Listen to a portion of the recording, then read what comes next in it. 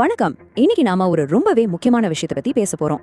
ஒரு சாதாரண மைண்ட் செட்ல இருந்து எப்படி ஒரு வெல்தி மைண்ட் செட்க்கு, அதாவது பணக்கார மனநிலைக்கு மாறுறது, பிரபலமான பர்சனல் ஃபைனான்ஸ் புத்தகங்கள்ல சொல்லியிருக்கிற விஷயங்களை வச்சு நிதி சுதந்திரத்தை எப்படி அடையறதுன்னு இந்த விளக்க தொகுப்புல நம்ம ரொம்ப டீடைலா ஆனா ஈஸியா புரிஞ்சுக்க போறோம்.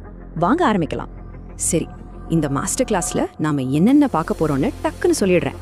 The wealth mindset divide, escaping the liability trap, financial ஸ்கில்ஸை வளர்க்கிறது, மார்க்கெட் முதலீட்டுக்கான சைக்காலஜி, அப்புறம் கடைசியா செல்வத்திற்கான 4 முக்கியமான விதிகள். இது அத்தனையும் உங்களுக்கான ஒரு கம்ப்ளீட் ப்ளூ பிரிண்ட். முதலாவது பகுதி the wealth mind set divide. இதுதான் எல்லாத்துக்கும் பேஸ்மெண்ட். பணத்தை பத்தி நாம என்ன நினைக்கிறோம் அப்படிங்கிறதுல இருந்து தான் எல்லாமே ஆரம்பிக்குது. இப்போ ஏழ்மை மனநிலைக்கும் பணக்கார மனநிலைக்கும் என்ன வித்தியாசம் பாத்தீங்கன்னா ரொம்ப சிம்பிள். ஏழ்மை மனநிலை எப்பவுமே ஒரு ரெகுலரான வேலை, வருஷா வருஷம் கிடைக்கிற சின்ன இன்க்ரிமெண்ட், இதை மட்டுமே சுத்தி சுத்தி வரும். ஆனா அந்த ரிச் மைண்ட் செட் இருக்கு பாத்தீங்களா, அது சொத்துக்களை உருவாக்குறதுலயும் ஒரு பிசினஸ் மாதிரி யோசிக்கிறதுலயும் மட்டும்தான் குறிக்கோளா இருக்கும். இது ரெண்டுக்கும் நடுவுல மலைக்கும் மடுவுக்கும் உள்ள வித்தியாசம் இருக்கு. ஒரு விஷயத்தை நம்ம நல்லா புரிஞ்சுக்கணும். டாக்டர்ஸ், இன்ஜினியர்ஸ், ப்ரொஃபசர்ஸ் மாதிரியான ப்ரொஃபஷனல்ஸ் எல்லாம் கண்டிப்பா ரொம்பவே மதிக்கத்தக்கவங்க, அதுல எந்த மாற்று கருத்தும் இல்லை. ஆனா வெறும் இந்த வேலைகளை மட்டுமே நம்பிட்டு ஒரு குறிப்பிட்ட சம்பள உயர்வை மட்டுமே எதிர்பார்த்து காத்துக்கிட்டு இருந்தா ஃபினான்ஷியல் இண்டிபெண்டன்ஸ் அடையிறது ரொம்பவே தாமதமாகும். நம்ம திறமைய வித்து பணம் சம்பாதிக்கிறது ஒரு பக்கம் இருந்தாலும் அந்த பணத்தை எப்படி நமக்காக வேலை செய்ய வைக்கிறதுன்னு நாம யோசிக்கணும். ரெண்டாவது பகுதி எஸ்கேப்பிங் த லயபிலிட்டி ட்ராப், அதாவது கடன் வலையில இருந்து தப்பிக்கிறது. உங்களை நீங்களே கேட்டுக்கோங்க, ஒரு லயபிலிட்டிய, அதாவது ஒரு கடனை எத்தனை முறை ஒரு சொத்துன்னு நீங்க தப்பா நினைச்சிருக்கீங்க? இது நம்மள பல பேருக்கு நடக்கிற ஒரு விஷயம் தான். லேட்டஸ்டா ஒரு புது போன் வந்திருக்குன்னு வச்சுக்கோங்க, உடனே மாசம் இஎம்ஐ கட்டி அதை வாங்குறது பாக்குறதுக்கு ரொம்ப கெத்தா ஸ்டைலா தெரியலாம். ஆனா உண்மையிலேயே இது நம்மள அறியாமலேயே நம்ம மாட்டிக்கிற ஒரு பெரிய இரும்பு சங்கிலி. இந்த மாதிரி ஒரு ஷார்ட் டேர்ம் ஆடம்பரத்துக்காக வாங்குற கடன்கள் நம்மளோட நீண்ட கால சேமிப்பை அப்படியே வேரோட அழிச்சிடும். சோ இதுல உஷாரா இருக்கணும். சரி, மூணாவது பகுதிக்கு வருவோம். Sharpening your financial skills. எந்தெந்த பொறிகள்ல விழக்கூடாதுன்னு பார்த்தோம். இப்போ எப்படி நம்ம திறமைகளை அடுத்த கட்டத்துக்கு கொண்டு போறதுன்னு பார்க்கலாம். ரெம்பத்தை தீட்டுவது, அதாவது ஷார்பன் த சா அப்படின்னு ஒரு கான்செப்ட் கேள்விப்பட்டிருப்பீங்க. ஒரு டிகிரியோ மாஸ்டர்ஸோ முடிஞ்சிருச்சு, அவ்வளவுதான் படிப்பு அப்படின்னு நிக்காம நம்ம மேலேயே நம்ம தொடர்ந்து முதலீடு பண்ணணும்.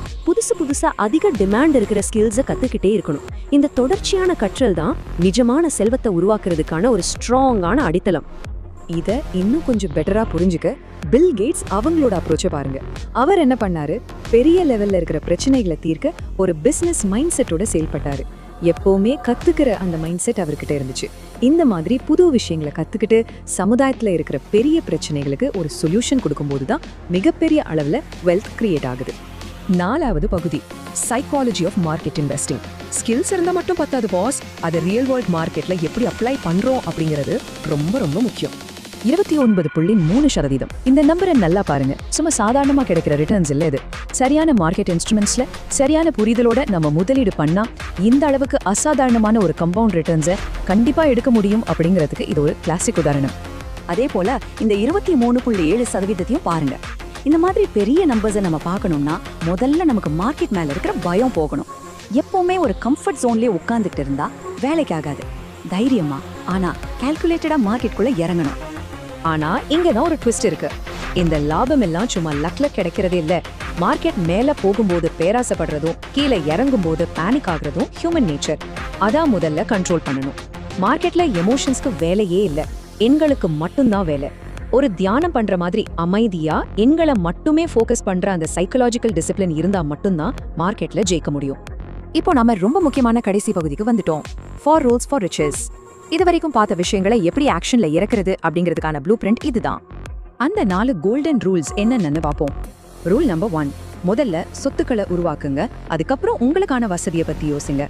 Rule number 2, pay your self first, அதாவது சம்பளம் வந்த உடனே உங்க எதிர்கால முதலீட்டுக்கான பணத்தை முதல்ல எடுத்து வச்சிடுங்க. ரூல் நம்பர் 3, எண்களை மாஸ்டர் பண்ணுங்க, கணக்கு வழக்குகளை முழுமையா கத்துக்கோங்க. அண்ட் ஃபைனலி ரூல் நம்பர் 4, எப்பவுமே கத்துக்கிட்டே இருங்க, ஜெயிச்சுக்கிட்டே இருங்க. இந்த 4 விதியையும் ஃபாலோ பண்ணா மில்லியனர் ஆகுறதுக்கான அந்த ரகசியம் உங்க கையில. சரி, இந்த விளக்க தொகுப்போட முடிவுக்கு வந்துட்டோம். போறதுக்கு முன்னாடி உங்களை நீங்களே ஒரு ரொம்ப முக்கியமான கேள்வி கேட்டுக்கோங்க.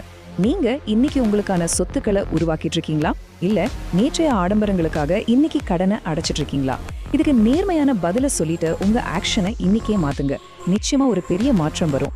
மீண்டும் இது போல இன்னொரு சூப்பரான விளக்க தொகுப்பில் உங்களை சந்திக்கிறேன். தொடர்ந்து கத்துக்குங்க, தொடர்ந்து முன்னேறுங்க.